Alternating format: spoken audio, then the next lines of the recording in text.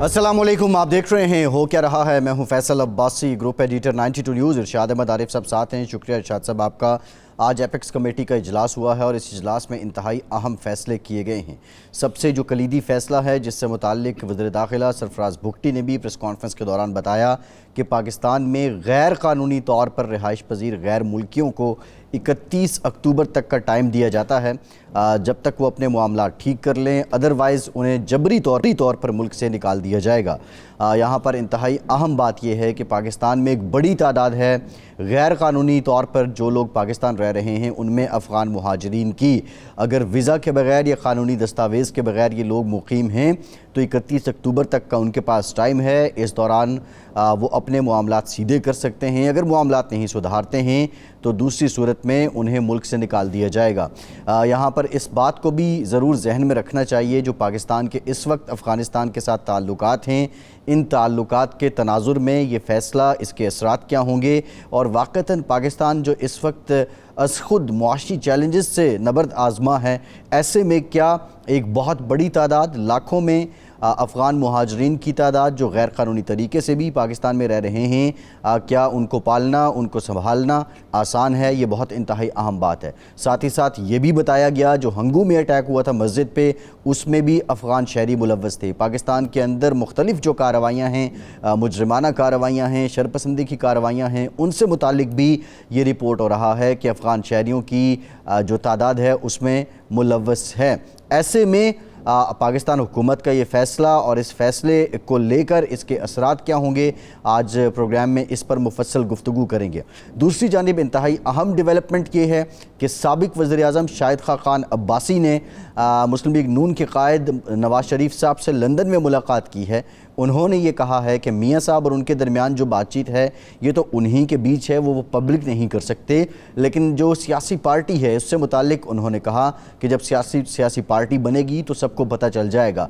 कुछ लोग जो शाहिद खाकान अब्बासी के करीब हैं उनका ये कहना था कि नई जमात अनाउंस करने से पहले शाहिद खाकान अब्बासी नवाज़ शरीफ साहब से अलविदाई मुलाकात के लिए या आखिरी मुलाकात के लिए जाएंगे। अब सवाल ये है कि क्या आज की मुलाकात अलविदाई थी या फिर शाहिद खाकान अब्बासी मुस्तकबिल में भी हमें मुस्लिम लीग नून के झंडे तले और मुस्लिम लीग नून के बैनर के साथ ही नज़र आएंगे? ये वो सवालात हैं। सबसे बड़ा सवाल ये है कि पाकिस्तान में क्या सियासी जमात की गुंजाइश मौजूद है? इस्तेहकाम पाकिस्तान पार्टी और PTI पार्लियामेंटेरियंस के वजूद के बाद क्या शाहिद खाकान अब्बासी की जमात कोई बहुत बड़ा पाकिस्तान की सियासी जो माहौल है उसमें ब्रेक थ्रू दे पाएगी या महज ये दूसरी सियासी जमातों को ही डेंट डालेगी जिसमें बड़ी तादाद नून लीग के लोगों की हो सकती है? ये बहुत से सवालात हैं। साथ ही साथ जो शाहिद खाकान अब्बासी ने कहा कि जो कानूनी मामलात हैं उनको फोकस किया जाए नवाज शरीफ साहब की जानिब से। अगर कानूनी मामलात को देखें, 21 अक्टूबर की डेट को देखें तो क्या नवाज शरीफ साहब की वापसी उनके लिए कोई रेड कारपेट हमवार होगी या संगीन चैलेंजेस का सामना है, इस पे अबहाम मौजूद है। इन तमाम मामलात पे आज के प्रोग्राम में डिस्कशन करेंगे। इरशाद साहब, जो अफ़गानों का मामला है और बिलखुसूस गैर कानूनी तौर पर जो रिहाइश पजीर अफ़गान हैं, इनको जब वापस भेजा जाएगा, आप क्या समझते हैं कि इसके असरात क्या होंगे और इनको वापस भेजना इंतहाई आसान हमल होगा या इसमें चैलेंजेस भी होंगे? इरशाद साहब, आप इसको रिस्पॉन्ड कर दें। नून लीग के मामलात पर अता तारड़ साहब ने भी हमें ज्वाइन कर लिया है, किसी तारुफ के मोहताज नहीं है। तारड़ साहब, बहुत शुक्रिया आपका, आफ्टर सो लॉन्ग खैर मकदम करते हैं आपका। आपकी तरफ भी आते हैं इरशाद साहब जी। मेरा ख्याल है कि तारड़ साहब से बात कर लेते हैं, उसके बाद फिर हम आपस में गुफ्तगू करते हैं और फिर शाहदरा जलसे से आए हैं इरशाद साहब। हाँ बिल्कुल, ये फरमाएं तारड़ साहब कि ये शाहदरा का जो जलसा हुआ जिसको बाद में जावेद लतीफ़ साहब ने और कुछ लोगों ने कॉर्नर मीटिंग करार दिया, उस पर बहुत सारी चीज़ें मीडिया पर आईं और ये कहा गया कि मियाँ नवाज शरीफ साहब ने दो बातों को पसंद नहीं किया। एक तो ये है कि वो एक छोटी सी गली में क्यों हुई कॉर्नर मीटिंग, और दूसरा ये है कि वहाँ सामीन की तादाद बहुत कम थी। चौधरी रियाज साहब तो कई दफ़ा वहाँ से इलेक्ट हो चुके हैं और वो आपका मजबूत हल्का समझा जाता है, तो इस बारे में हकीकत क्या है? बहुत शुक्रिया इरशाद आरिफ साहब, आपने मदू किया। मेरी इसमें गुजारिश ये है कि कभी भी एक बड़े जलसे के लिए जलसे नहीं किए जाते। जलसे की कामयाबी के लिए जो मोबिलाइजेशन कैंपेन होती है उसके लिए तंजीमी इजलास किए जाते हैं या कॉर्नर मीटिंग्स की जाती हैं या कन्वेंशंस किए जाते हैं। तो देखिए उस दिन वो जलसा आम नहीं था, पब्लिक को मदऊ नहीं किया गया, उसकी कोई इश्तहारी कैंपेन नहीं चलाई गई, उस इलाके में तशहीर नहीं की गई, क्योंकि जो उस हलके के तंजीमी ओहदेदारान थे ये उनका एक कन्वेंशन था, उनको बुलाया गया था। और ऑब्वियसली मीडिया का दौर है, ऑप्टिक्स के लिए मीडिया कवरेज की जाती है जब भी कोई लीडर तकरीर करे। तो मैं समझता हूं कि उसको गलत रंग दिया गया कि वो जलसा था। और इस डिबेट से कतई नजर मरियम नवाज शरीफ साहिबा बहुत सारे तंजीमी इजलासों की भी सदारत कर रही हैं, कन्वेंशन में भी जा रही हैं, वो बाकी एनएस के भी दौरे करेंगी, मगर कतन ये मकसूद नहीं था कि कोई जलसा किया जाए। देखिए मकसद ये है कि 21 अक्टूबर को जो मीनार पाकिस्तान में जलसा है, जो हम अपने कायद का इस्तकबाल करने जा रहे हैं, इस्तकबाल कायद जलसा उसको नाम दिया गया है, उसकी मोबिलाइजेशन के लिए, उसकी तैयारी के लिए ये दौरे किए जा रहे हैं हर कौमी असेंबली के हलके के अंदर।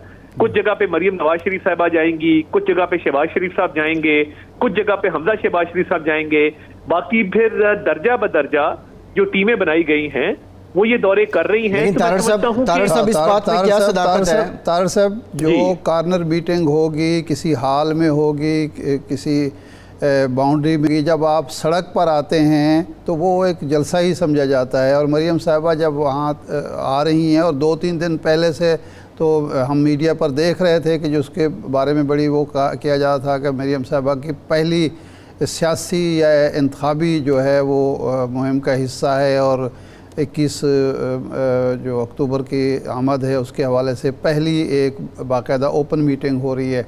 तो उसको सिर्फ आप कॉर्नर मीटिंग करके तो नहीं कर सकते। और दूसरा इसमें क्या सदाकत है कि नवाज शरीफ साहब ने इस पे इज़हार बरहमी किया है इस तरह की गैदरिंग पे? देखिए मैं गुजारिश ये करूंगा कि इज़हार बरहमी कतन नहीं हुआ, इस पे ना कोई डिस्प्लेजर कन्वे हुआ। और देखिए बतौर सियासी वर्कर के मैं ये समझता हूँ कि मैं भी जब अपने हलके के अंदर सियासी गैदरिंग्स करता हूँ, कई लोग उसको इंडोर करना, मार्कियों में, शादी हॉलों में करना पसंद करते हैं, डेरों पे करना पसंद करते हैं, कुछ लोग गली मोहल्लों में इसको करना पसंद करते हैं, पार्कों में करना पसंद करते हैं। तो ये हर इंडिविजुअल एमएनए की, एमपीए की, वहां की जो मुंतजमीन हैं, ये उनकी चॉइस है कि वो इसको किस तरीके से करना चाहते हैं। और मैं यूजुअली वैसे मैं बतौर सियासी वर्कर आउटडोर का ज्यादा हामी होता हूं कि अगर कन्वेंशन भी करना है तो उसको आउटडोर किया जाए, ओपन में किया जाए, बजाय इसके कि वो किसी शादी हॉल में, मार्की में हो। तो ये ऑब्वियसली एक तैयारी के लिए कन्वेंशन था या कॉर्नर मीटिंग थी, और उस हिसाब से मैं तो समझता हूँ बड़ी कामयाब थी कन्वेंशन के लिहाज से, कॉर्नर मीटिंग के लिहाज से। क्योंकि अगर जलसा किया जाता तो उसकी तैयारी हफ्तों पहले शुरू होती, 2 दिन पहले उसका ऐलान ना किया जाता। 2 दिन में ना तो तैयारी का वक्त होता है और ना जलसे का इनकाद हो सकता है। हाँ, तंजीमी कन्वेंशन जरूर हो सकता है, तंजीमी कॉर्नर मीटिंग जरूर हो सकती है। तो इसलिए मैं समझता हूं कि ये अननेसेसरी कंट्रोवर्सी है जो क्रिएट हो गई, जो कि शायद डिबेट में नहीं आनी चाहिए। सही। अच्छा, ये फरमाएं कि शाहिद खान अब्बासी साहब की आज मुलाकात हुई है मियां नवाज शरीफ साहब से। पहले उनके कुछ साथी कह रहे थे कि जी वो सियासी जमात बना रहे हैं और अलविदाई मुलाकात करेंगे। आज जो शाहिद खान अब्बासी साहब ने ख़ुद बात की है वो ये है कि जी मैं तो इस्तकबाल का कायल नहीं हूँ, इस वक्त मियाँ साहब के जो कानूनी मामलात हैं उन पर तवज्जो देने की ज़रूरत है, उन पर सोचने की ज़रूरत है। और साथ ही उन्होंने कहा कि जी मुस्लिम लीग नून की जो हुकूमत थी उसकी कारकर्दगी से मैं तो मुतमईन नहीं था। तो क्या वाकई शाहिद खान अब्बासी साहब अलविदा कह रहे हैं मुस्लिम लीग को और ये अलविदाई मुलाकात है? देखिए मैं ये समझता हूं कि जब काबीना की तश्कील दी जा रही थी तो शायद खान अब्बासी साहब को भी कहा गया कि वो काबीना का हिस्सा बने, मगर उन्होंने मुनासिब समझा कि क्योंकि वो वजीर आजम रह चुके हैं तो वो काबीना में उन्होंने शमूलियत इख्तियार नहीं की।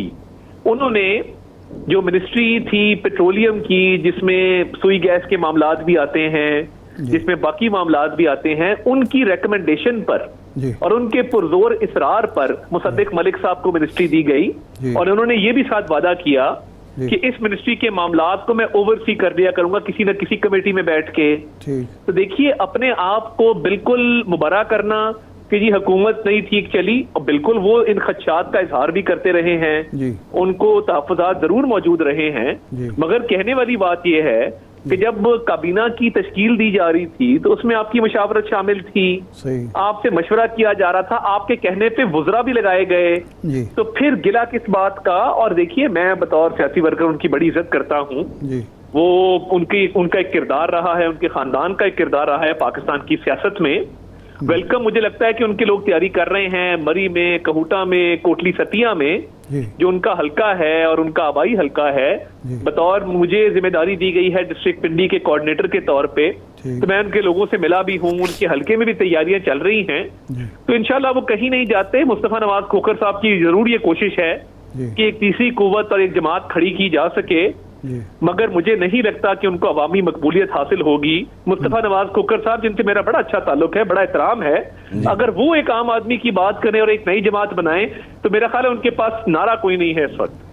اچھا یہ فرمائیں کہ جب آپ اس حلقے میں تیاری کر رہے ہیں استقبال کی, تو شاید خاقان عباسی صاحب یا ان کے ساتھی جو ہیں وہ کوئی آپ کی ہیلپ کر رہے ہیں, آپ کا ساتھ دے رہے ہیں, استقبالی جو سرگرمیاں ان میں حصہ لے رہے ہیں, یا وہ لا تعلق لے رہے ہیں؟ جی ان کے جو بالکل صف اول کے ساتھی ہیں جن کا نام حافظ عثمان عباسی ہے, ان سے بھی میرا رابطہ ہوا. وہ پچھلے کئی دہائیوں سے ان کا حلقہ دیکھتے ہیں, ان کے مین ساتھی ہیں. انہوں نے مکمل تعاون کی یقین دہانی کرائی. نیچے جو ایم پی اے کی سیٹ ہے, ایک سیٹ پہ راجہ صغیر صاحب ہیں جو بڑھ چڑھ کے حصہ لے رہے ہیں تیاریوں میں. دوسری سیٹ مرحوم راجہ اشفاق سرور صاحب کی ہے, جہاں پہ ان کے صاحبزادے راجہ اسامہ سرور اور ان کے بھائی راجہ عتیق سرور, یہ دونوں بھی بڑھ چڑھ کے حصہ لے رہے ہیں اور تیاریوں میں بالکل پرجوش طریقے سے وہ شامل ہیں. تو میں نہیں سمجھتا کہ کوئی کمی ان کی طرف سے وہاں پہ مری کے حلقے کے اندر ہے. اچھا طاہر صاحب یہ بتائیے گا, آپ نے تینوں اشخاص کا نام لے لیا, کھوکھر صاحب کا بھی لے لیا, مفتاح صاحب کے بھی ذکر آپ نے کر دیا. مفتاح صاحب کہتے ہیں کہ ملک کی معیشت کو بھینٹ چڑھا دیا. اب جب اس طرح کی باتیں ہو رہی ہیں, کیا پارٹی ان باتوں پہ کان دھرتی ہے؟ یہ حقیقی مذمت کی آوازیں ہیں, ان کی بات سنی جانی چاہیے, ان کے تحفظات سنے جانے چاہیے, یا یہ الزام در الزام ہے اور پھر ان کا مقصد کیا ہو سکتا ہے؟ نہیں دیکھیے میں یہ سمجھتا ہوں کہ ڈار صاحب کی پرفارمنس میں کوئی کمی نہیں رہی. ان کے دور میں IMF کا معاہدہ طے پایا, مشکل فیصلے کرنے تھے وہ بالکل کیے, مگر میں نہیں سمجھتا کہ ایسی کوئی بات ہے کہ ڈار صاحب نے کئی دہائیوں پہ محیط ایک پولیٹیکل کریئر ہے, انہوں نے بڑے مشکل ٹائم بھی دیکھے ہیں, اکانومی کو ٹرن اراؤنڈ بھی کیا ہے, 16 ماہ میں جو وہ کر سکتے تھے انہوں نے کیا. تو یہ ایک کرٹیسزم جو ہے میں سمجھتا ہوں کہ یہ بہتر ہوتا کہ اگر مفتاح صاحب پارٹی کے اندر رہ کے پارٹی اجلاسوں میں کر لیتے, بجائے اس کے کہ ایک وہ میڈیا پہ پاپولیرٹی حاصل کرنے کے لیے جو کام کیا گیا وہ نامناسب ہے. ڈار صاحب نے کبھی بھی مفتاح صاحب کے حوالے سے کوئی ایسی سٹیٹمنٹ نہیں دی جس سے ان کی دل آزاری ہوئی ہو. مگر دیکھیے ایک سینیورٹی ہے پارٹی کے اندر. ڈار صاحب 97 میں MNA الیکٹ ہوئے, 90s میں انہوں نے پالیٹکس جو ہے اس میں بڑھ چڑھ کے حصہ لیا. اب مفتاح صاحب کی بہت لیٹ انٹری ہوئی ہے, اگر آتے ہی وہ سینئرز کو کرٹیسائز کریں گے تو پارٹی ڈسپلن بھی کوئی چیز ہے, میں سمجھتا ہوں وہ مناسب نہیں تھا. اگر کوئی تحفظات تھے تو پارٹی قیادت کو آگاہ کیا جاتا. پارٹی قیادت سے بار بار وعدہ کیا گیا کہ میں پبلکلی جو ہے وہ ایسی بات نہیں کروں گا جس سے بدمزگی ہو, مگر اس کے باوجود باتیں کی گئی تو یہ نامناسب تھا.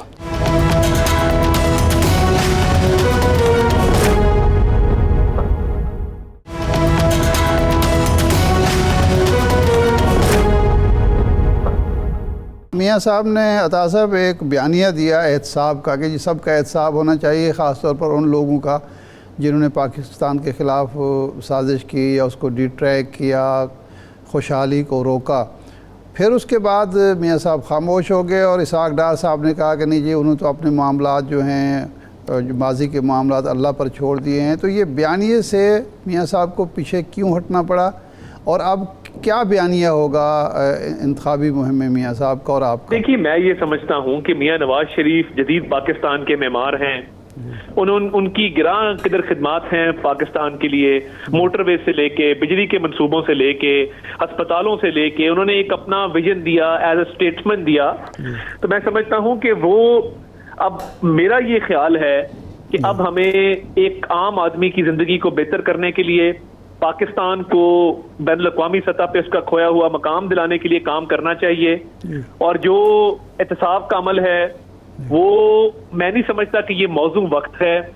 اور اس وقت معیشت کی بحالی اور ایک عام پاکستانی کی زندگی کیسے بہتر ہو سکتی ہے، یہ فوکس ہوگا انشاءاللہ۔ صحیح ہے۔ اچھا یہ بتائیں، یہ جو سرگرمیاں ہیں اس وقت استقبال کے حوالے سے، آپ جن علاقوں کی بات کر رہے تھے وہاں راجہ ظفر الحق صاحب بھی ہیں، مسلم لیگ ان کے چیئرمین بھی رہے، آج کل وہ اور ان کے صاحبزادے کہیں نظر نہیں آ رہے، تو وہ کنارہ کش ہو چکے ہیں یا ان سرگرمی میں ان کا بھی کوئی حصہ ہے؟ میں جب پہلی میٹنگ پر گیا جو راولپنڈی ڈویژن کی میٹنگ تھی، راولپنڈی ڈویژن کے انچارج خواجہ سعد رفیق صاحب ہیں اور راولپنڈی ڈسٹرکٹ کا انچارج میں ہوں، تو پہلا تنظیمی اجلاس آج سے ہفتہ قبل کیا گیا، تو اس میں راجہ محمد علی صاحب جو ظفر الحق صاحب کے صاحبزادے ہیں وہ پہلی صف میں بیٹھے تھے اور وہ بھرپور طریقے سے ان سرگرمیوں میں حصہ لے رہے ہیں اور ہماری خصوصی دعوت پہ وہ تشریف لائے، ان کا شکریہ، تو وہ مکمل طور پہ اس عمل کا پورا حصہ ہے۔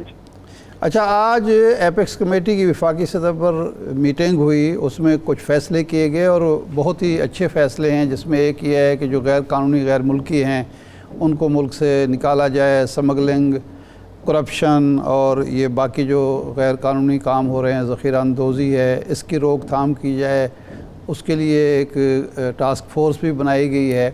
تو یہ کام واقعی کرنے کے ہیں، لیکن یہ آپ کی حکومت میں کیوں نہیں ہو سکے؟ اور خاص طور پر یہ جو ڈالر کو جس طرح سے انہوں نے روکا ہے، جو فلائٹ چل رہی تھی، تو یہ آپ کے دور میں کیوں نہیں ہو سکے؟ حالانکہ نعرہ تو آپ کا بھی یہی رہا ہے اور ایک دور میں تو میاں صاحب اس حوالے سے بہت ہی سرگرم ہوا کرتے تھے۔ دیکھیے، یہ تسلسل ہے جو ہمارے دور میں اچھے اقدامات لیے گئے۔ اگر آئی ایم ایف کا معاہدہ ہمارے دور میں فائنل نہ ہوتا، اس کو کنکلوڈ نہ کیا جاتا، تو پھر ڈالر قابو نہ آتا، یہ سارے اقدامات نہ کیے جا سکتے۔ تو اس قلیل مدت میں جب ہم نے آئی ایم ایف کا معاہدہ طے کر دیا تو اس کے بعد ڈالر کی فلائٹ رکی اور یہ تمام اقدامات اس کے بعد ہونے تھے، مگر ہمیں وہ موقع نہیں مل سکا۔ 16 ماہ تھے اور 16 ماہ کے اندر جو ہو سکا ہم نے کیا۔ تو یہ جو آج کل کے ایفرٹس ہیں یہ اسی کا تسلسل ہے۔ نہیں، لیکن یہ کہا جا رہا ہے کہ آپ نے یہ فیصلہ کیا کہ جی پرچون فروشوں سے ٹیکس لیا جائے گا، ریئل اسٹیٹ سے ٹیکس لیا جائے گا، زرعی شعبے سے ٹیکس لیا جائے گا، لیکن اس کے حوالے سے عملی اقدام ایک بھی نہیں ہوا۔ دیکھیے، جو نئی ٹیکسیشن کے حوالے سے جب ایس آئی ایف سی کی میٹنگز ہوئیں، ایگریکلچر سیکٹر کو پروموٹ کرنے کے لیے، آئی ٹی سیکٹر کو پروموٹ کرنے کے لیے، مائننگ سیکٹر کو پروموٹ کرنے کے لیے بھرپور اقدامات کیے گئے، مگر میں یہ سمجھتا ہوں کہ obviously ایک لانگ ٹرم پالیسی کی ضرورت تھی اور اس پہ عمل درآمد کرانے کے لیے اتنا ٹائم نہیں تھا کہ کوئی پالیسی وضع کی جا سکتی۔ مگر بات پھر وہی ہے کہ اگر آئی ایم ایف کا معاہدہ طے نہ ہوتا تو یہ تمام اقدامات نہ کیے جا سکتے۔ ہم نے اپنے سیاسی کیپٹل کی کاسٹ پہ ہم نے سیاست کو داؤ پر لگا کر ریاست بچائی، اور اس کے بعد یہ تمام اقدامات جو آج کل ہو رہے ہیں یہ ممکن ہوئے، یہ اس کے بغیر ممکن نہیں تھے۔ صحیح ہے۔ طاہر صاحب یہ بتائیے گا، مولانا فضل الرحمان کہتے ہیں کہ جنوری میں الیکشن انہیں ممکن دکھائی نہیں دیتے، مسلم لیگ نون کا اس پہ موقف کیا ہے؟ بلکہ شاہد خاقان عباسی نے بھی کہا کہ بالائی علاقوں میں، شمالی علاقوں میں پرابلم ہو جائے گا، تو آپ بھی سمجھتے ہیں کہ جنوری میں الیکشن کا انعقاد مشکل ہے بلکہ ناممکن ہے؟ نہیں، میرا خیال ہے جی جنوری میں بالکل الیکشن کا انعقاد ممکن ہے اور بالکل ہو سکتے ہیں، اور اس پہ کنسنسس بلڈنگ بھی ہو سکتی ہے، اور بڑا موزوں ٹائم ہے عام انتخابات کے لیے۔ اس سے زیادہ تاخیر کا شکار الیکشن کو نہیں کرنا چاہیے، اس سے پھر نقصان ہوگا۔ صحیح ہے۔ اچھا، اگر شاہد خاقان عباسی صاحب کوئی نئی پارٹی بناتے ہیں تو آپ کو کیا اندیشہ ہے کہ آپ کی پارٹی سے کچھ لوگ ٹوٹ کے ان کے ساتھ جائیں گے؟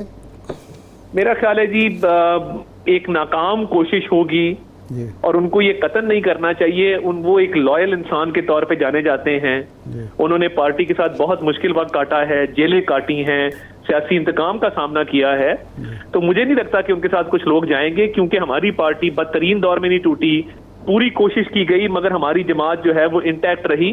جو اب ہماری جماعت ہے یہ 2 فلٹریشن پروسیس سے گزر کے آئی ہے، مشرف دور میں اور پھر نیازی دور میں جب 2018 سے پہلے ایک کوشش کی گئی، تو اب جو جماعت ہے یہ بالکل منظم، متحد اور میاں نواز شریف کی لیڈرشپ میں بالکل قائم کھڑی ہے۔ اچھا، یہ لوگ تو یہ کہتے ہیں کہ پنجاب میں آپ کے بہت سارے ایم پی ایم این اے ٹوٹنے کے لیے تیار تھے، کچھ کو پرویز الہی صاحب نے رو کے رکھا کہ آپ ابھی رہیں اور ایک متحدہ مسلم لیگ میں آپ آئیے گا، اور کچھ بزدار صاحب کہ آپ کے ساتھ تعلقات تھے یا حمزہ صاحب کے ساتھ تھے، وہ روکتے رہے کہ ایسا کام نہ کریں۔ دیکھیں بھرپور کوشش کے باوجود صرف 4 MPA ٹوٹے اور وہ پھر واپس آئے، جس میں مولانا غیاث الدین صاحب ہیں، جس میں اشرف انصاری صاحب ہیں. تو دیکھیے یہ تمام وہ لوگ ہیں جو پھر واپس آ گئے بھرپور کوشش کے باوجود. تو ان خبروں میں کوئی صداقت نہیں ہے، میں ان کو محض افواہوں کے علاوہ کچھ نہیں سمجھتا. طارق صاحب یہ بتائیے گا، جو سندھ میں آپ نے تبدیلی کی، بشیر میمن صاحب کل شامل ہوئے، ان کو استقبالیہ کمیٹی کا کنوینئر بنا دیا، محمد زبیر، نہال ہاشمی اور بہت سے لوگ ہیں آپ کے جو دہائیوں سے آپ کے ساتھ ہیں. تو یہ جو فوقیت دی گئی ہے بشیر میمن صاحب کو، اس کا پارٹی کو فائدہ ہوگا یا نقصان؟ دیکھیے ان میں بڑی کیپیسٹی ہے، وہ ایک بڑے متحرک انسان ہیں، وہ ڈیلیور کرنے کی کیپیسٹی رکھتے ہیں. تو میڈیا پہ ہی خبریں چلائی جاتی تھی کہ سندھ میں ہماری تنظیم فعال نہیں ہے. لوگ اچھے ہیں، سارے کمیٹڈ لوگ ہیں، اچھا کام کر رہے ہیں، مگر وہ جو ایک ایکسٹرا ایفرٹ کی ضرورت تھی یا ایک مزید کوشش کی ضرورت تھی، وہ صرف نیا بلڈ انڈکٹ کرنے سے ہی ہو سکتی تھی. اور بشیر میمن کی شکل میں سمجھتا ہوں کہ ہماری خوش قسمتی ہے کہ ہمیں ایک متحرک ساتھی آپ یہ سمجھتے ہیں کہ محمد زبیر، نہال ہاشمی، شاہ صاحب، ان سب سے بشیر میمن کی صلاحیت زیادہ ہے، اس لیے ان کو یہ میں یہ سمجھتا ہوں کہ ان سب نے بڑا اچھا کام کیا اور ڈیلیور بھی کیا، مگر وہاں پہ ہماری مقبولیت میں اضافہ اس طرح سے نہ ہو سکا جس طرح سے ہونا چاہیے تھا. اور یہ سارے فعال بھی تھے، متحرک بھی تھے، مگر ایک جو ایکسٹرا ایفرٹ ہوتی ہے کہ بندہ آؤٹ آف دا وے جائے اور انٹیریئر سندھ میں مزید دھڑوں کو جوڑے، نئی جوائننگز کروائے، وہ کمی رہ گئی تھی اور میرا خیال ہے بشیر میمن صاحب وہ پوری کریں گے. بہت شکریہ. جی ٹھیک، بہت شکریہ طارق صاحب، آپ کے وقت کا آپ ہمارے ساتھ موجود تھے. ایک بریک کے بعد دوبارہ حاضر ہوتے ہیں.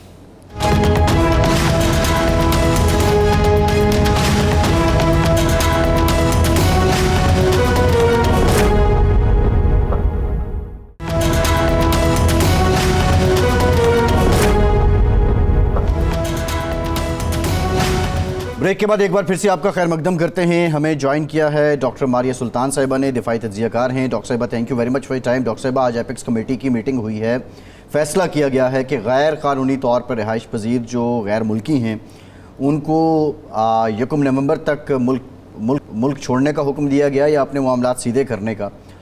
مین جو ہے وہ ہم افغان ریفیوجیز کی بات کریں، ایک بڑی تعداد ہے افغان مہاجرین کی غیر قانونی طریقے سے پاکستان میں رہ رہے ہیں. آپ کیا سمجھتی ہیں کہ غیر قانونی طریقے سے رہنے والوں کو ملک بدر کرنا کتنا مشکل یا آسان ٹاسک ہے؟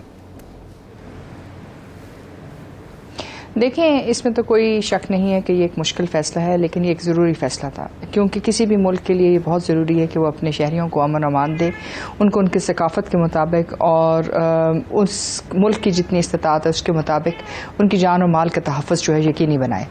مسئلہ دراصل یہ ہے کہ پاکستان نے جو پہلی افغان مہاجرین کی لہر تھی، دوسری اور اس کے بعد تیسری اور پھر چوتھی، ہر لہر کا جو ہے ہمیشہ خیر مقدم کیا، لیکن ہمیں افسوس اس بات کا نہ تو بین الاقوامی دنیا نے اور نہ ہی افغان مہاجرین نے اس بات کا جو ہے احساس کیا کہ پاکستان میں ان کو کتنی منات دی گئی یا رعایت دی گئی.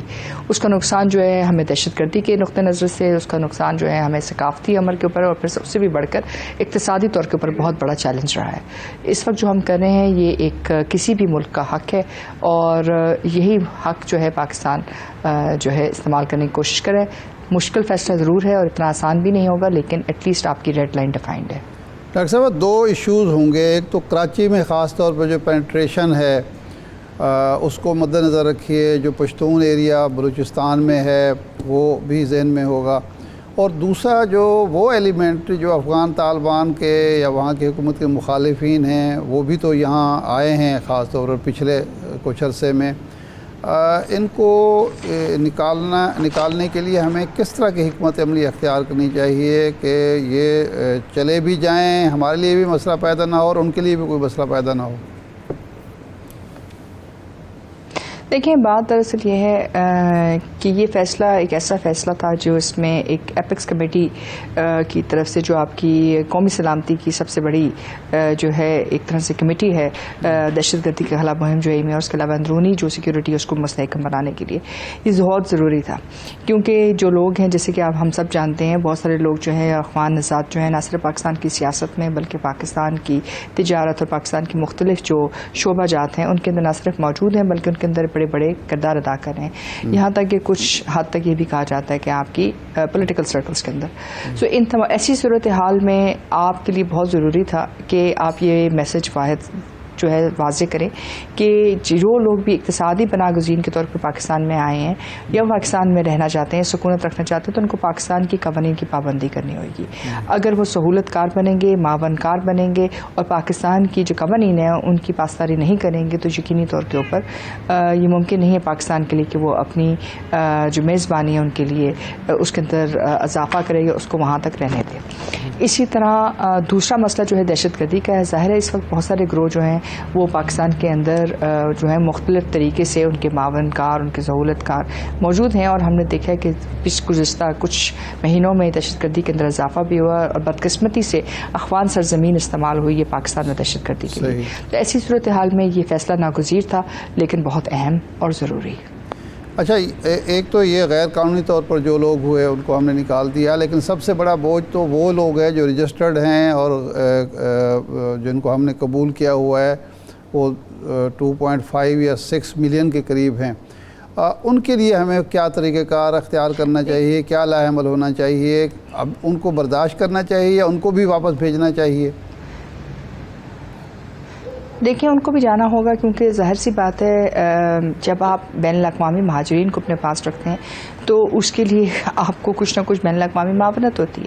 لائک اگر ترکی کے اندر کوئی مہاجرین جاتے ہیں تو ان کو تقریباً 1500 یورو، اگر جرمنی میں جاتے ہیں تو 1700 یورو دیے جاتے ہیں. پاکستان میں جو مہاجر آتا ہے اس کے لیے پاکستان کو صرف $300 دیے جاتے ہیں، اور اس کے بعد ہمیں یہ کہا جاتا ہے کہ ہم اپنے قوانین میں ترمیم کر لیں اور ان کو جو ہے پاکستانی شہریت دے دیں. آپ جب بھی کوئی بھی اخوان پناہ گزین جو ہے یا اخوان مہاجر پاکستان سے فرسٹ کنٹری بنا کر جب وہ کسی دنیا کے کسی اور ملک میں جاتا ہے اور وہاں کسی بھی قسم سے وہ قانون کی خلاف ورزی کرتا ہے تو واپس وہ پاکستان ڈیپورٹ ہوتا ہے. یعنی کہ جتنی جگہ پہ بھی کرمنل ایکٹیویٹیز اگر کرتے ہیں اس کے بعد وہ واپس آپ کے ملک میں آتے ہیں. تیسری بات یہ ہے کہ جیسے کہ افغان حکومت کہہ رہی ہے کہ اب افغانستان مستحکم ہے، جیسے کہ بین الاقوامی رپورٹس بھی یہ کہہ رہی ہیں کہ افغانستان جو ہے مستحکم ہے، تو اب ایسی صورتحال میں مستقل طور کے اوپر یہ پاکستان شہری تو نہیں ہے. اس کا مطلب یہ ہے کہ یہ افغان شہری ہیں اور اس وقت اگر ان کا ملک مستحکم ہے اور ان کی معاونت بہتر ہے تو ان کو واپس جانا چاہیے. دوسری بات یہ کہ پاکستان نے تو افغانستان میں جنگ نہیں لڑی پچھلے 20 سالوں میں، اس میں 45 سے زیادہ ممالک تھے. یہ ان کی ذمہ داری ہے کہ وہ ان مہاجرین کا کچھ فیصلہ کریں، اور اگر نہیں کرتے ہیں تو ظاہر ہے پھر ہمیں اپنے قوانین کے مطابق کچھ فیصلہ کرنا ہوگا. اگر یہ پاکستان میں رہنا چاہتے ہیں تو ان کے لیے کچھ آپ کو واضح قوانین کے تحت یہ دیکھنا ہوگا، لیکن یہ ممکن نہیں ہے کہ ہم اپنے قوانین کے اندر ترمیم کریں، ان کو شہریت دے دیں اور اس کے بعد ساری دنیا یہ سمجھے کہ یہ لوگ جو یہاں کے رہ رہے ہیں ان کو ہم بھول جائیں. بات یہ ہے کہ اس کے لیے کچھ فیصلہ ہوگا، اس میں کچھ بین الاقوامی ایجنسیز اور نیشنل ایجنسیز دونوں اس پر کام کریں. صحیح. ارے ڈاکٹر صاحبہ، ایک افغان مہاجرین کو عمومی تاثر جو پاکستانی ہیں ان میں جو پایا جاتا ہے، ایک بے وفائی کا بھی ہے کہ بہت سے معاملات ایسے آئے کہ جہاں پہ موقع ملا تو انہوں نے پاکستان کے خلاف ہی بات کی. تو یہ سینٹیمنٹ کیا جو حکومتیں ہوتی ہیں ان کی ریفلیکشن ہے یا عمومی طور پہ یہ کیا ہے کہ پاکستان کا اتنا کچھ کرنے کے باوجود، دہائیوں سے میزبانی کرنے کے باوجود موقع دیکھ کے بے وفائی کر جاتے ہیں؟ دیکھیں، اس کے اندر جو سب سے بڑی کمزوری رہی ہے وہ ہماری اپنی قوانین کے نہ ہونے کی وجہ سے رہی ہے. جیسے کہ جو لوگ یہاں رہ رہے تھے غیر قانونی طور کے اوپر، آپ کو ان کا اندازہ نہیں کہ ان کی کتنی کوانٹٹی تھی، کتنے لوگ تھے، کیا تھے اور کیسے. جب آپ کے کوئی سٹیکس نہیں ہیں اور آپ ایک جگہ پہ موجود ہیں تو ظاہر ہے پھر آپ اپنی جو ہے کمیونٹی ڈھونڈتے ہیں کہ جہاں آپ اپنے اس نقطہ نظر سے جو ہے آپ کو پذیرائی حاصل ہو. اور افسوس کی بات یہ ہے کہ پچھلے 20 سالوں سے افغانستان کے اندر جو نیریٹو رہا ہے وہ یہی رہا ہے کہ افغانستان کے تمام تر مسائل کی جو ذمہ داری ہے وہ پاکستان ہے. بین الاقوامی دنیا نے بھی یہ بات کہی، افغانیوں نے بھی یہ بات کی. وہ جو تاثر ہے وہ ان کے اندر ایک طرح سے نقش بند ہو گیا، یعنی اس کی جو ہے امپیکٹ جو ہے بہت واضح ہے. اب جب آپ کوئی اسٹیکس لے کے آتے ہیں، جب وہ اسٹیکس آتے ہیں تو خود بخود جو ہے تاثر ہے وہ بھی تبدیل ہوتا ہے اور بے وفائی کا عنصر بھی کم ہوتا ہے. جب کوئی کیرٹ اینڈ اسٹک کی اپرچونٹی ہی نہیں ہے، کچھ آپ کے پاس ان کو یہ پتہ ہے ہے کہ وہ جس طرح آئیں، جس طرح جو کچھ کریں، ثقافت ہے، دہشت گردی ہے، ڈرگز ہیں، جو مرضی کریں، اس کے لیے کوئی ان کے خلاف کوئی ایکشن نہیں لیا جائے گا، تو ظاہر سی بات ہے پاکستان کے خلاف بات ان کو افغانستان کے اندر ایکسیس ملتی ہے، بین الاقوامی دنیا میں ایکسیس ملتی ہے، اور پھر اسی نیریٹو کی بنیاد کے اوپر وہ اپنی مظلومیت کی کہانی ہر طرف سناتے ہیں. بات یہ ہے کہ پاکستانیوں نے اپنا پیٹ کاٹ کے اخوانیوں کو جگہ دی ہے، لیکن یہ ہمارا حق ہے بطور ایک ریاست کہ ہم اپنے شہریوں کو محفوظ کریں، اور اس سے بھی بڑھ کے جو لوگ بھی پاکستان میں موجود ہیں، چاہے وہ پاکستانی شہری ہیں یا بین الاقوامی یا غیر ملکی، ان کا اندراج ہونا بہت ضروری ہے کہ وہ کون ہیں، کہاں سے آئے ہیں اور وہ کہاں جانا چاہتے ہیں، اور پھر اس سے بڑھ کر پاکستان کی اقتصادی قوت کے لیے وہ کتنی حد تک کوئی سفر طے کرنے کے لیے تیار ہے. اور اگر نہیں ہے تو پھر ظاہر ہے ہمارے پاس بھی یہ حق ہے کہ جو ممالک ان کو لے کے جانا چاہتے ہیں وہ لے کے جا سکتے ہیں، اور اگر یہ افغانستان واپس جانا چاہتے ہیں تو وہاں واپس جائیں. اس وقت آپ کو ایک اندازہ دینے کے مطابق روزانہ اسپن بولدک اور چمن سے تقریباً 1 لاکھ سے زائد افغان مہاجرین پاکستان میں داخل ہوتے ہیں، جس میں سے 99.9% ایسے ہیں جن کے پاس کوئی قانونی دستاویز نہیں. جو پاکستان کے اندر ویزا لے کے آتے ہیں ان کی تعداد زیادہ سے زیادہ 200 ہے روزانہ کی.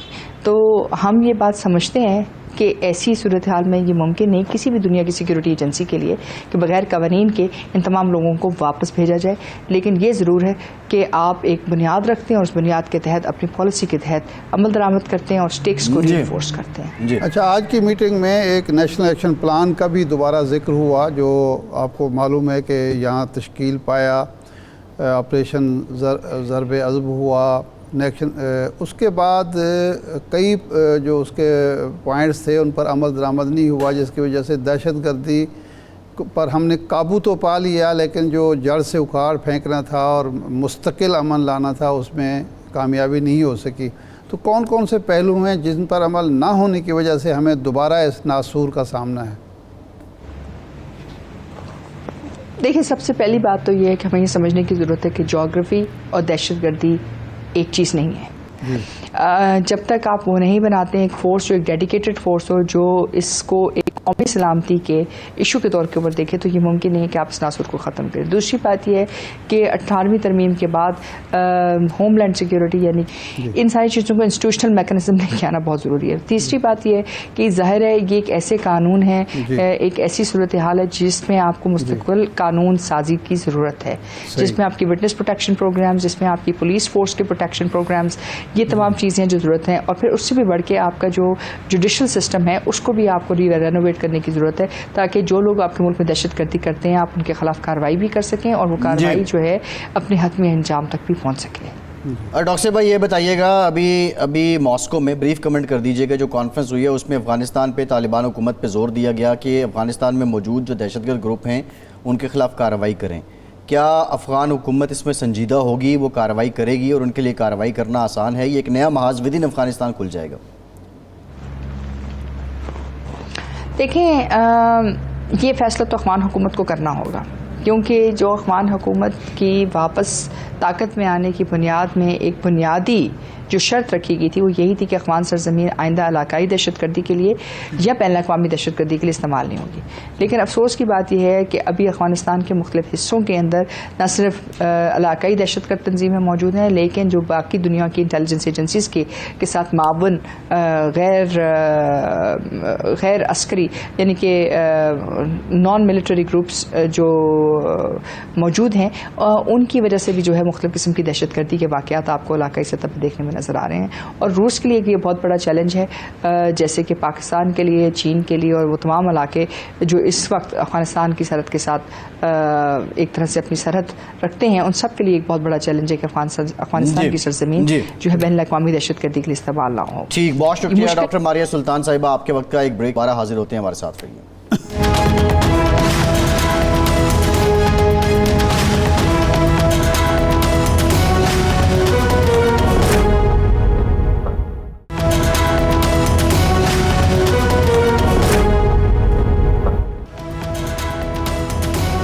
بریک کے بعد ایک بار پھر سے آپ کا خیر مقدم کرتے ہیں. ارشاد صاحب، یہ بات کتنی سگنیفیکنس ہے اس کی کہ شاہد خاقان عباسی کہتے ہیں کہ قانونی معاملات پہ زیادہ فوکس کرنا چاہیے بجائے اس کے کہ استقبالیے کے. کوئی خطرہ، کوئی خدشہ موجود ہے میاں صاحب کے لیے؟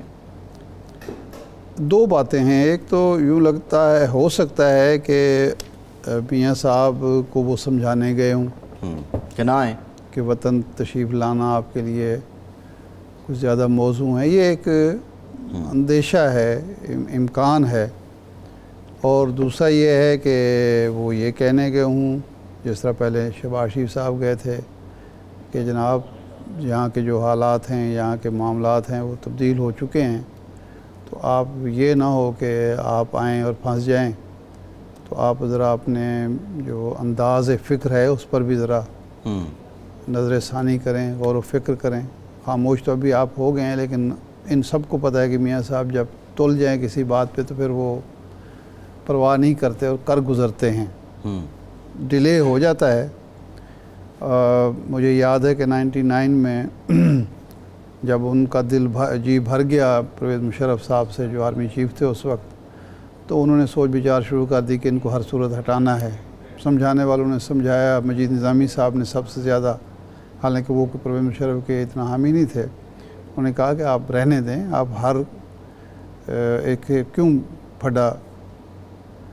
اس کے بعد ایک صلح ہوگی، اس قدر ہوئی کہ پرویز مشرف صاحب کو انہوں نے ایک دوسری ٹوپی بھی پہنا دی joint chief of staff committee کے چیئرمین کی. لیکن اس کے بعد 12 اکتوبر کو ڈسمس کر دیا کیونکہ طے وہ کر چکے تھے. اور بلکہ اس پہ ایک ہمارے ذاتی ہم چین جا رہے تھے، مشاہد حسین صاحب کی قیادت میں ایک ڈیلیگیشن تھا جرنلسٹوں کا.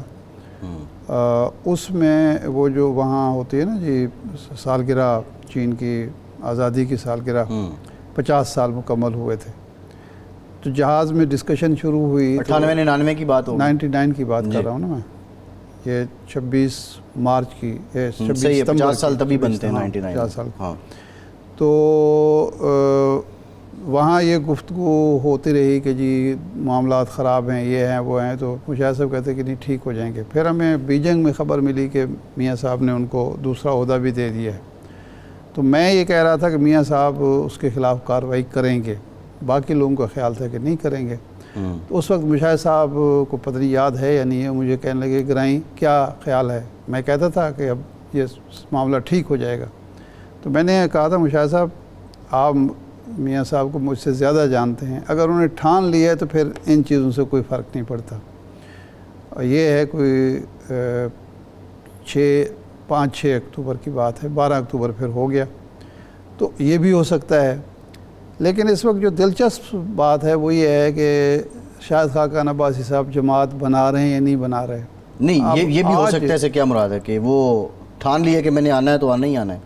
نہیں، ٹھان لی ہے کہ آنا بھی ہوگا، اور باقی جو وہ بیان دے چکے ہیں جس سے اب خاموشی اختیار کر لی ہے احتساب کا، تو ممکن ہے یہ سمجھانے کے ہوں کہ جناب آپ نے یہ بات اگر ٹھان لی ہے تو پھر مہربانی کر کے نہ ہی آئیں، بہتر ہے وہیں بیٹھے رہیں.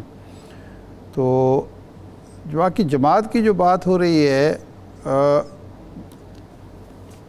مسلم لیگ نون اقتدار میں آ رہی ہے، میاں نواز شریف صاحب چوتھی بار وزیر اعظم بننے آ رہے ہیں، بظاہر حالات سازگار ہیں. اس کے بعد مفتاح اسماعیل صاحب، شاہد خاقان عباسی صاحب کیوں پارٹی چھوڑنا چاہتے ہیں، کیوں نئی پارٹی بنانا چاہتے ہیں، یہ مجھے تو سمجھ نہیں آ رہی. صحیح بات ہے، ان کا حق ہے، وہ اگر الگ جماعت بنانا چاہتے ہیں، ہر شہری کی طرح ان کا حق ہے. اگر پرویز خٹک صاحب کو یہ حق حاصل ہے کہ وہ تحریک انصاف، کیا نام ہے، پی ٹی آئی پارلیمنٹیرین بنائیں، اور جناب جہانگیر ترین صاحب کو یہ حق حاصل ہے کہ وہ اپنی استحکام پاکستان پارٹی بنائیں، تو شاید خاقان عباسی تو ہر شہری کو حاصل حق تو آپ کو بھی ہے، مجھے بھی ہے. میں بات اس لیے کر رہا ہوں کہ جب وہ دونوں صاحبان نے پارٹی بنائی تو بہت سارے لوگ بڑے خوش تھے. اب جب یہ خبریں آئی ہیں تو بہت سارے لوگ جو ہیں وہ بڑے تلملا رہے ہیں. جی مطلب ڈسکشن بھی شروع ہو گئی ہے، آرٹیکلز بھی لکھنے شروع ہو گئے ہیں، بیانات بھی آنے شروع ہو گئے ہیں. یہ بھی کہا جا رہا ہے بڑا یہ تو غلط ہوگا، ایسے کیسے ہوگا، 2 جماعتی سسٹم. بھئی جب وہ بنا رہے تھے تو اس وقت تو کسی کو تکلیف نہیں ہوئی، تو اب ان کو بھی حق حاصل ہے. اس کا تو ایک بیک گراؤنڈ ہے ارشاد صاحب، 9 مئی تک تو وہ لوگ ساتھ تھے نا، وہ تو اس کے بعد جا کے انہوں نے کیا. ایشو یہ نہیں ہے، ایشو اس نئی جماعت بنانے کا.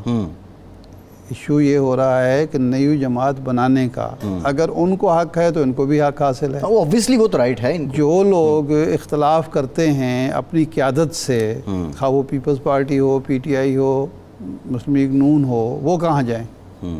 اگر وہ سمجھتے ہیں کہ مسلم لیگ کا ایک ورکر یا ایک لیڈر سمجھتا ہے کہ میں مسلم لیگ کے قائد یا مسلم لیگ کی جماعت کے طرز عمل سے مطمئن نہیں ہوں، پالیسی سے مطمئن نہیں ہوں، لیکن باقی دو جماعتوں کو بھی اس قابل نہیں سمجھتا، تو ان کے لیے پلیٹ فارم تو ہونا چاہیے. شاہد خاقان عباسی صاحب کی جو ایک سال میں ایکٹیویٹی رہی ہے، وہ جو ایمرجنگ پاکستان، وہ یہی کہتے رہے ہیں کہ کوئی ایک سیاسی جماعت بھی اس وقت ایسی نہیں ہے جو پاکستان کے موجودہ مسائل کی ذمہ دار نہ ہو. شاہد خاقان عباسی صاحب بھی یہ کہتے رہے ہیں، مفتاح صاحب بھی یہ کہتے رہے ہیں، اور مصطفیٰ نواز کھوکھر صاحب بھی کیا یہ شاہد کہتے رہے خاقان ہیں. عباسی اتنے کرشمہ ساز ہیں جی کہ وہ سیاسی جماعت بنائیں اور جو الیکشن کے بعد جو بھی حکومت بنے اس میں وہ کی پلیئر ہو جائیں؟ اب یہ تو کچھ نہیں کہا جا سکتا. دیکھیں کرشمہ وہ تو یہ کہتے ہیں کہ کرشمہ سازی ان کا ایک نیریٹو یہ بھی ہے نا کہ اب تو ان لوگوں کو سامنے آنے کی ضرورت ہے، اکٹھا ہونے کی ضرورت ہے کہ وہ نعرے بازی پر یقین نہ رکھتے ہوں، وہ کرشمہ سازی کی بجائے ملک کے جو حقیقی مسائل ہیں وہ ان کو ایڈریس کریں، ان کا کوئی حل بتائیں. اور ساتھ ہی وہ یہ کہتے ہیں کہ یہ جو محاذ آرائی کی پالیسی رہی ہے ہماری سیاستدانوں کی، اس نے مسائل پیدا کیے. بالکل ٹھیک ہے. شاہ صاحب ٹائم ختم ہو گیا، بہت شکریہ آپ کا. آج کے پروگرام کی اجازت دیجیے.